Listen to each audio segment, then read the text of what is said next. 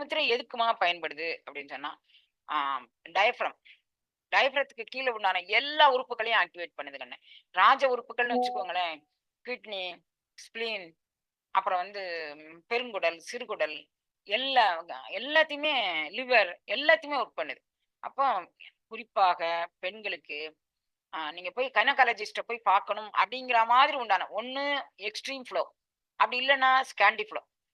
ஒண்ணு இப்படி இருக்கும், இல்லாட்டி அப்படி இருக்கும். அப்புறம் வந்து எண்டோமெட்ரியன் அப்படின்னு அந்த கர்ப்பப்பை உள்ள வந்து ஒரு லேயர் ஃபார்ம் ஆகும். அது எல்லாத்துக்கும் இது மிகச்சிறந்த முத்திரைகள் கண்ணா. ஆ இது தவிரவும் இந்த இந்த முத்திரைகளுடைய பலன் வந்து ஆன்ம லாபம் பெறக்கூடிய பலன் இருக்கு. அந்த ஆன்ம லாபத்த நம்ம அது இதோட கூடவே நம்ம பார்க்குறோம். இப்ப ஏன்னா ஒரு 300, 400 முத்திரைகள் கைவசம் இருக்கு. அந்த முத்திரைகள் எல்லாம் நான் உங்ககிட்ட சொல்லிட்டு, ஆன்மீகத்துக்கான முத்திரைகள் என்ன அப்படிங்கிறத தனியா நான் ஒரு குறிப்பு குடுத்துர்றேன். ஆ அப்புறம் நோய் எதுவும் வந்தா அந்த முத்திரைகள நீங்க பண்ணிக்கோங்க.